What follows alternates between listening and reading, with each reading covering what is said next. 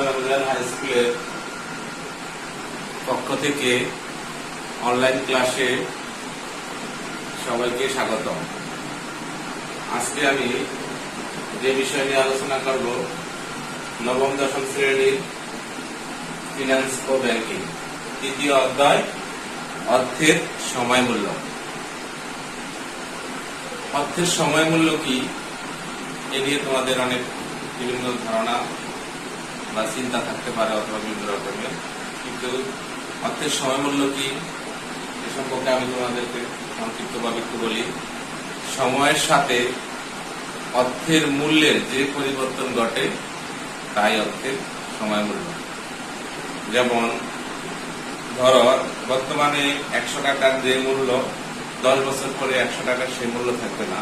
কারণ উদাহরণস্বরূপ এখন আমরা 100 টাকায় যা পাচ্ছি, কিন্তু 10 বছর পর 100 টাকায় তা পাবো না। এই যে সময়ের সাথে অর্থের মূল্যের একটা পরিবর্তন ঘটলো, এটাই অর্থের সময় মূল্য। তাহলে আমরা এই অর্থের সময় মূল্য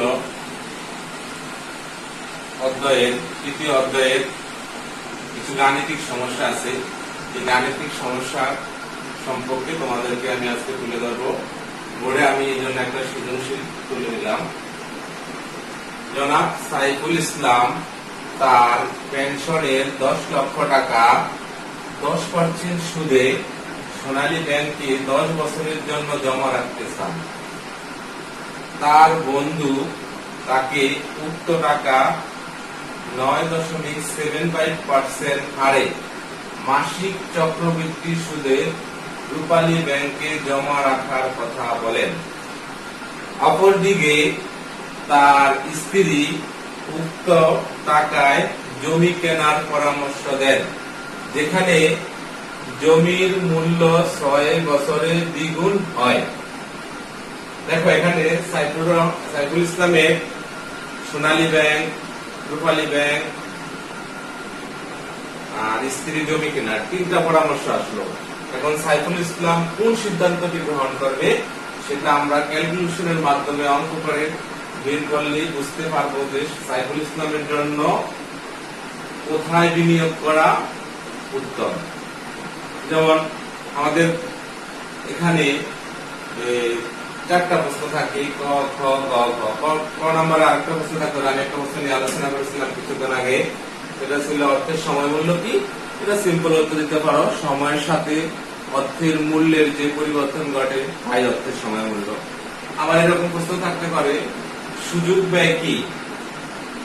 কোন বিনিয়োগকারী প্রতিষ্ঠান বা উৎপাদনকারী প্রতিষ্ঠান একটি সুযোগ গ্রহণ করতে গেলে অন্য একটি সুযোগ হাতছাড়া করতে হয়। তাহলে একটি সুযোগ গ্রহণ অন্য একটি সুযোগ হাতছাড়া করাতে হয় অর্থনীতিতে, এটাই সুযোগ ব্যয়।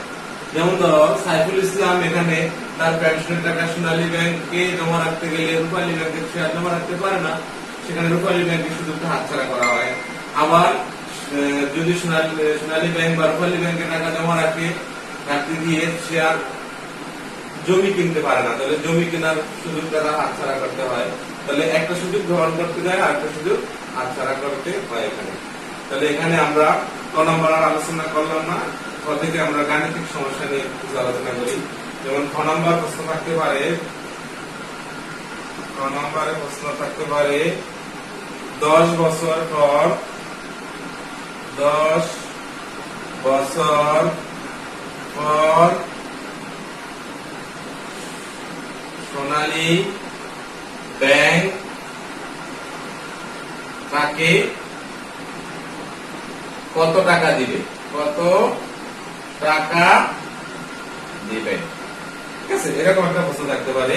তাহলে আমরা এই অঙ্কগুলো আমরা সূত্রের মাধ্যমে করি, আমরা পূর্ববর্তী ক্লাসগুলোতে করেছিলাম। এখন আমরা তাহলে এখানে কি প্রেজেন্ট ভ্যালু না ফিউচার ভ্যালু, আমরা এখানে বুঝতেই পারতেছি ফিউচার ভ্যালু। কারণ 10 বছর পর সোনালী ব্যাংক কত টাকা দিবে, মানে বর্তমানে না ভবিষ্যতে সাইফুল ইসলামকে সোনালী ব্যাংক কত টাকা দিবে। তাহলে এখানে এখানে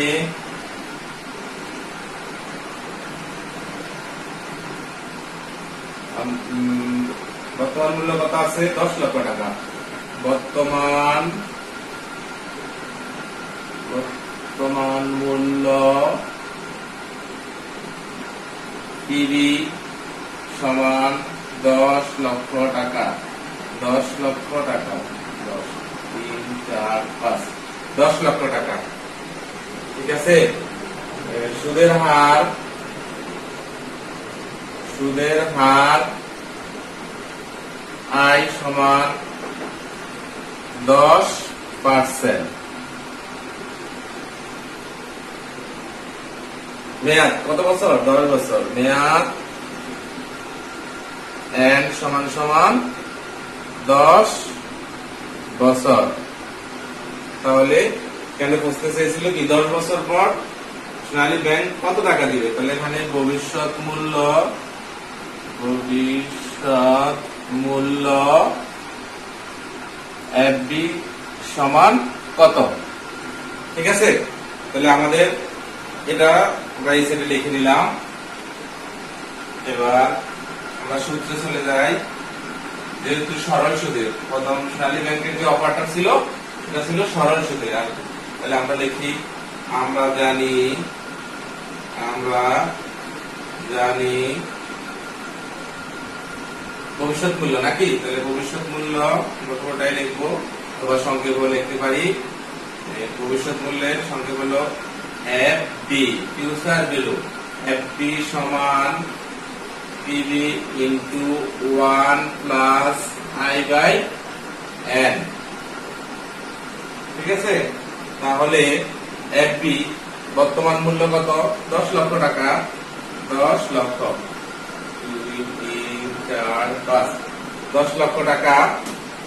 সূত্রের 1 প্লাস আই 10%। 10% কে আমরা এভাবে লিখতে পারি 10% বা এটাকে আমরা 10 কে 100 দ্বারা ভাগ করলে 0.1। তাহলে এখানে 100.10 লেখা যায়। দশমিকের পরে একটা শূন্য ইউজ করা যায়। তাহলে আই সুদের হার কত? 0.10 আর সময় কত? 10 বছর। তাহলে আমরা এটাকে আমরা অল্প করে একসাথে আমরা করে ফেলাই 2 মার্ক যেহেতু। তাহলে প্রথমে তোমাদেরকে যে কাজটি করতে হবে 1 প্লাস 0.10 পাওয়ার 10 এই দিয়ে গুণন 10 লাখ দিলে তোমাদের উত্তর আসবে 25,742.46 টাকা। ঠিক আছে। তোমরা সাইন্টিফিক ক্যালকুলেটর ব্যবহার করে অথবা যে কোনো ক্যালকুলেটর ব্যবহার করে উত্তরটা বের করে নিও।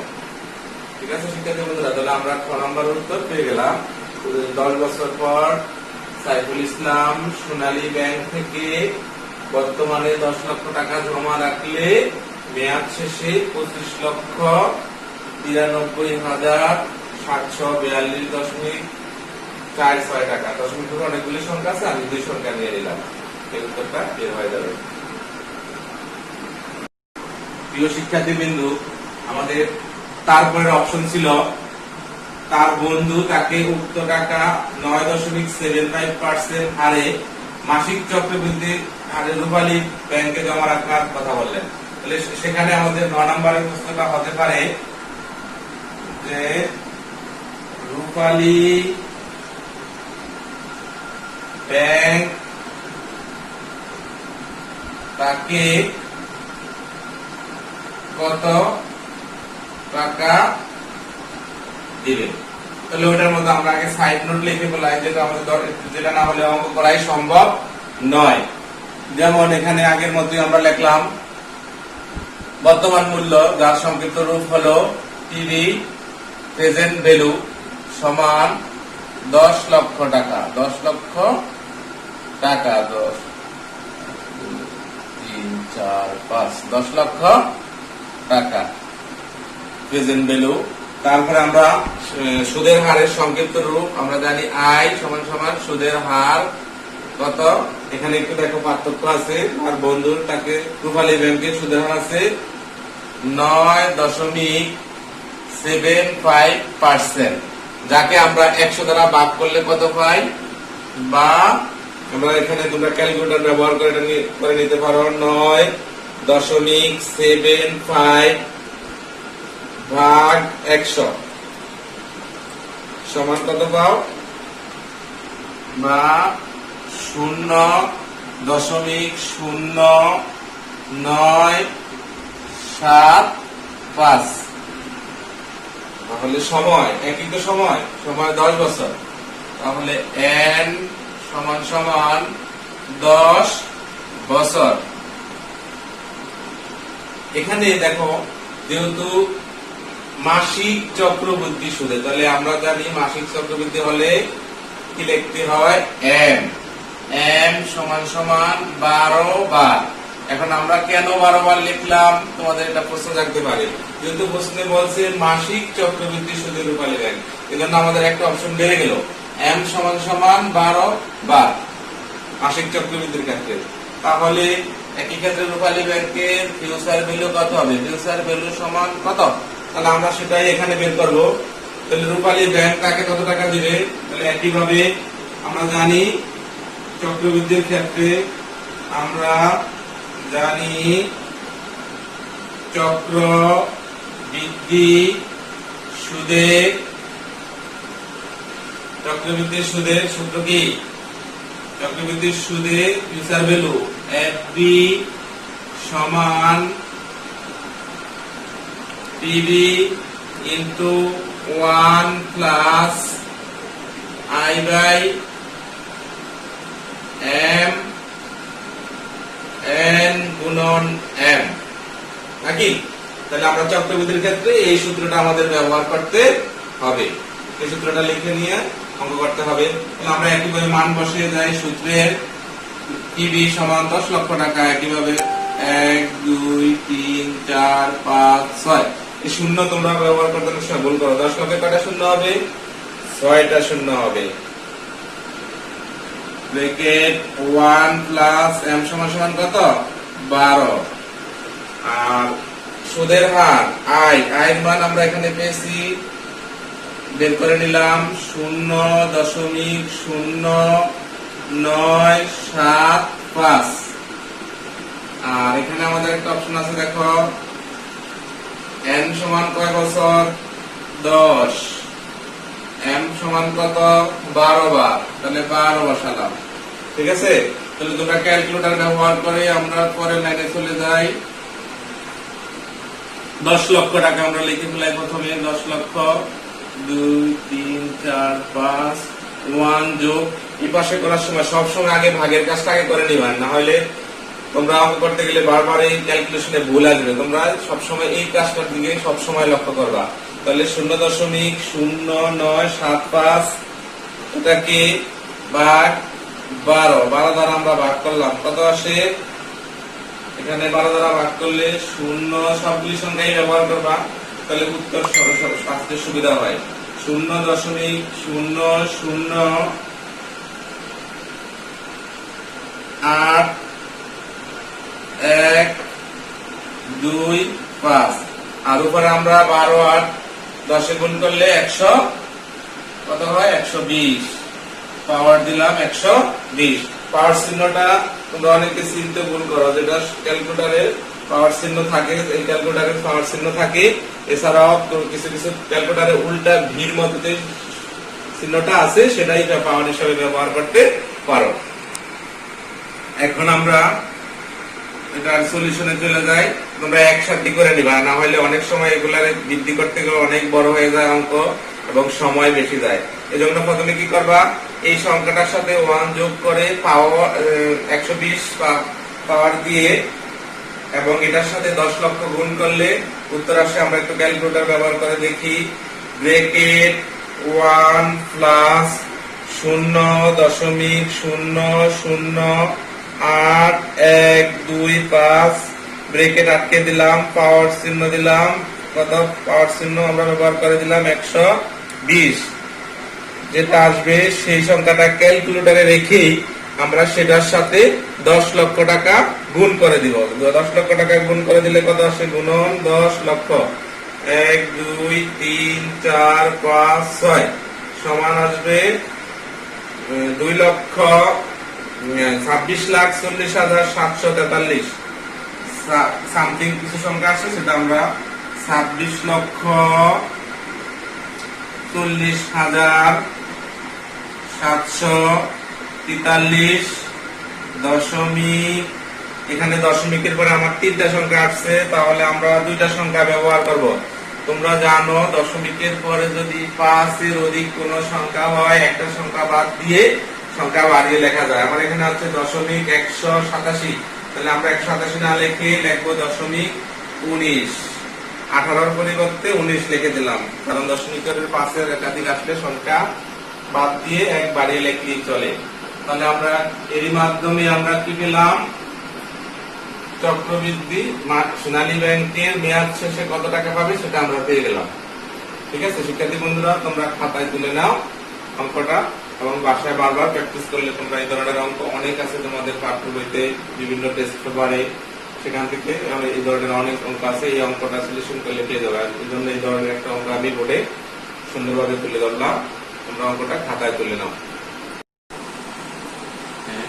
প্রিয় শিক্ষার্থী বিন্দু, এখন আমরা 4 নম্বর প্রশ্নে চলে যেতে পারি। 4 নম্বর প্রশ্নে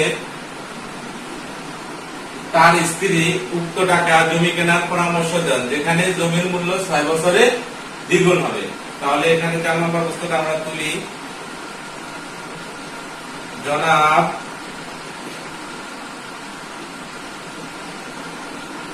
সাইফুলের স্ত্রীর পরামর্শ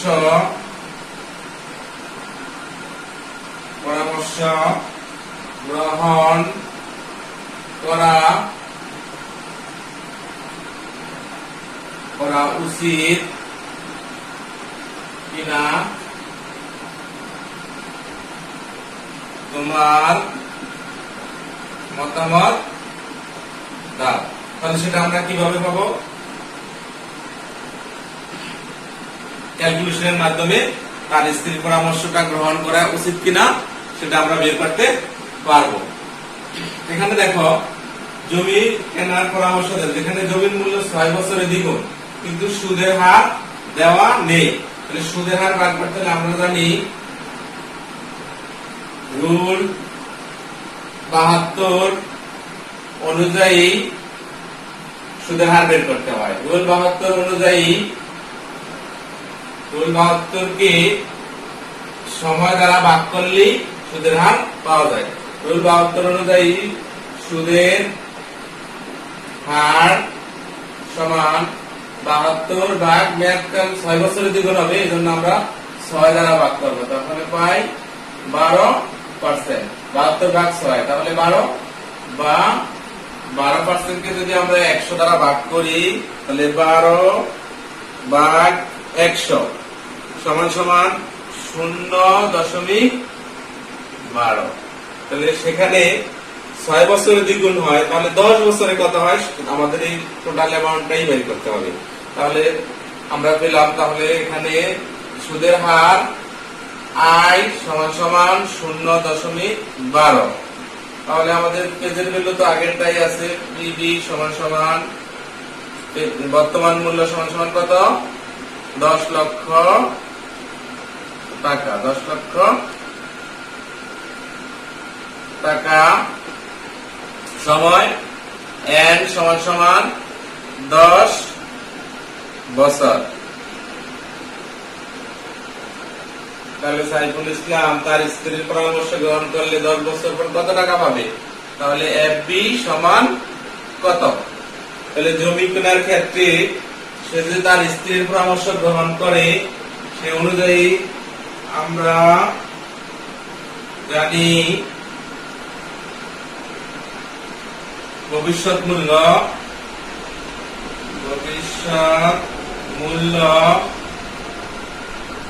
এফবি সমান সমান PV into 1 plus i by n, নাকি? তাহলে আমরা সে অনুযায়ী মান বসে যাই। এফবি 10 লক্ষ টাকা, 1 2 3 4 5 6, 10 লক্ষ টাকা 6টা শূন্য হয়। 1 প্লাস সুদের হার 0.12 সময় 10 বছর। তাহলে আমরা সে অনুযায়ী কি করতে পারি, আগে আমরা এটা বের করে ফেলাই। ব্র্যাকেট 1 প্লাস 0.12 ব্র্যাকেট পাওয়ার 10, যে সংখ্যা আসে সেটার সাথে আমরা 10 লক্ষ টাকা গুণ করি। যদি 10 লক্ষ টাকা গুণ করি তাহলে আসে 31,848.21। আমরা একটু সংখ্যা কমে একটা নিয়ে নিলাম। তাহলে দেখো, জনাব সাইফুল ইসলামের স্ত্রীর পরামর্শ গ্রহণ করা উচিত কিনা তোমার মতামত দাও। সেই অনুযায়ী আমরা এখানে পাই, তাহলে আমরা ক, খ, গ সবগুলি উত্তরে আমাদের আগে দেখতে হবে কোনটা গ্রহণ করা। আমরা ইতিপূর্বে করেছিলাম, আমরা এখানে একটু বোর্ড পরিষ্কার করে নেই। দেখো, বোর্ড পরিষ্কার করে যদি আমরা তুলে নেই, ক নম্বরে সোনালী ব্যাংক থেকে কত টাকা, সোনালী ব্যাংক তাকে থেকে সেভাবে মেয়াদ শেষে 25,93,742 দশমিকের পরে 46 পয়সা 80 টাকা আমরা ব্যবহার করলাম না। আমরা গ নম্বরের উত্তর পেলাম 26, রূপালী ব্যাংক থেকে পেলাম। রূপালী ব্যাংক তাকে কত দিয়েছিল, আমরা খাতায় দেখো, রূপালী ব্যাংক তাকে দিবে যদি বিনিয়োগ করে 26,40,743 দশমিকের পরে সংখ্যা ব্যবহার করলাম না। এখন তার স্ত্রীর পরামর্শ যদি সে গ্রহণ করে জমি কিনে, তাহলে সে সেখানে পায় স্ত্রীর পরামর্শ গ্রহণ করলে সে পায়, এই যে এখানে আমরা উত্তরটা পেলাম 31,05,8,4,8 দশমিকের পরে সংখ্যাগুলি আর ব্যবহার করলাম না। তাহলে দেখো, আমাদের প্রশ্ন ছিল তার স্ত্রীর পরামর্শ গ্রহণ করা উচিত কিনা তোমার মতামত দাও। শিক্ষার্থী বন্ধুরা, আমরা এখানে দেখতে পাই সোনালী ব্যাংকে 25,93,742 দশমিক সামথিং ছিল। রূপালী ব্যাংক 26,40,743 দশমিক সামথিং ছিল। তাহলে তার স্ত্রীর পরামর্শ গ্রহণ করলে 31,05,848 সামথিং। তাহলে দেখো, তার কোন জায়গায় সে টাকা বিনিয়োগ করা উচিত বলে তুমি মনে করো? অবশ্যই স্ত্রীর পরামর্শ গ্রহণ করা উচিত, কেননা মেয়াদ শেষে তার স্ত্রীর পরামর্শ গ্রহণ করলে অতিরিক্ত টাকা বেশি পাবে। এখানে আমরা লক্ষ্য করতে পেলাম সোনালী ব্যাংকে পায় 25,93,742, তাহলে রূপালী ব্যাংক পায় 26 লক্ষ, তাহলে আর স্ত্রীর পরামর্শ গ্রহণ করলে 31,05,848, তাহলে অবশ্যই সংখ্যায় বেশি দেখা যায়। তাহলে উপরোক্ত সোনালী ব্যাংক, রূপালী ব্যাংক বিনিয়োগ না করে তার স্ত্রীর পরামর্শ গ্রহণ করা উচিত বলে আমি মনে করি। নাকি তুমি লাস্টে একটু দিয়ে ফিনিশিং দিয়ে দিবে। শিক্ষার্থী বন্ধুরা, তাহলে আমরা এই সিদ্ধান্তে উপনীত হলাম যে জনাব সাইফুলের বিনিয়োগের জন্য তার স্ত্রীর পরামর্শ গ্রহণ করা উচিত। এই অঙ্কটা তোমরা ভালো করে বাসায় করবে। এই নিয়মে অনেকগুলো অঙ্ক আছে, বাসায় ভালোভাবে বারবার প্র্যাকটিস করবে। এই অঙ্কটা তোমরা দেখবে এবং বেশি বেশি পড়াশোনা করবে। সবাই ভালো থেকো, আগামী ক্লাসে আবার দেখা হবে। ধন্যবাদ তোমাদেরকে, ধন্যবাদ আব্দুল্লাহ মেমোরিয়াল হাই স্কুলের পক্ষ থেকে। সবাই ভালো থেকো, সুস্থ থেকো এবং নিজের শরীরের প্রতি যত্ন নিও, বাবা মার কথা শুনবে। এই বলে আমি আজকের ক্লাস এখানেই শেষ করলাম।